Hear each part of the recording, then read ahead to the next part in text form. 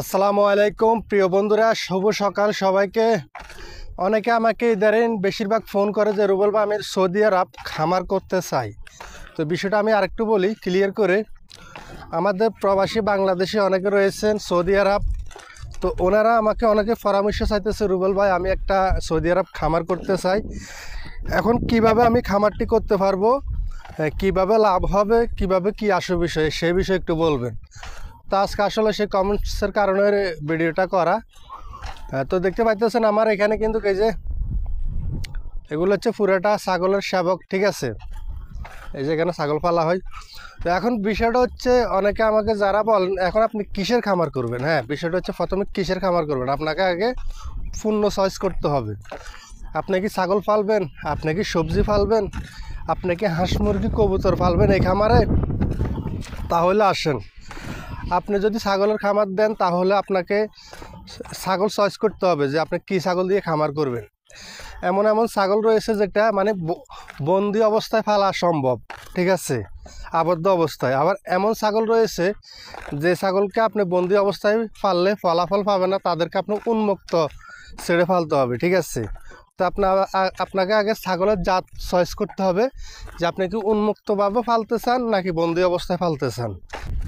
কিসের মাজরা করবেন, ছাগলের মাজরা নাকি আপনার কবুতরের মাজরা নাকি হচ্ছে আপনার সবজির মাজরা।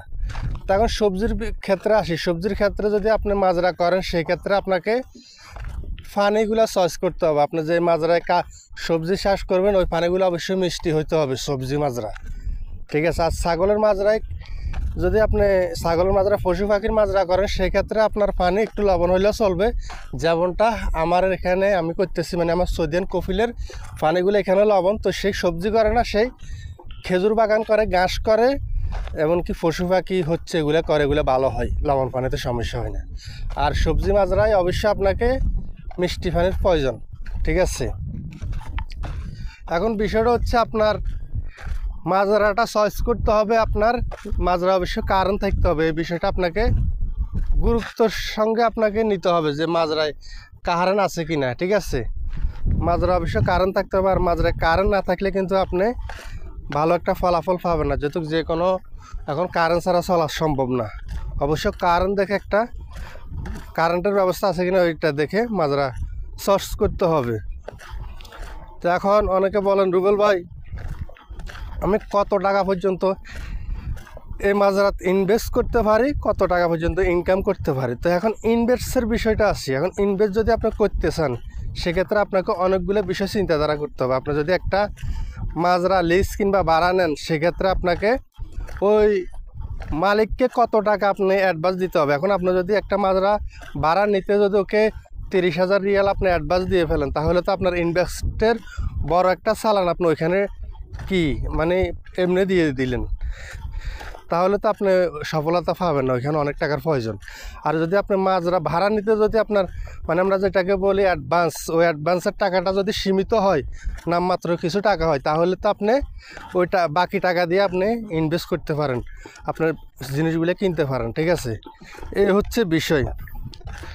আর আপনি মাজরা করতে হলে অবশ্যই মাজরা সম্বন্ধে আপনার অভিজ্ঞতা থাকতে হবে, আপনি কি বিষয় নিয়ে মাজরা করতে চাইতেছেন, ঠিক আছে। অবশ্যই আপনাকে অভিজ্ঞতা না হলে আপনি মাজরা করে সফলতা পাবেন না। আপনাকে অবশ্যই ওই বিষয়ের উপরে হয়তো একটু কারো মাজরায় যায় কাজ করতে হবে, আপনাকে আগের অভিজ্ঞতা থাকলে তো ভালো। এই বিষয়গুলো আপনাকে অবশ্যই খেয়াল রাখতে হবে। এরপরে আসি,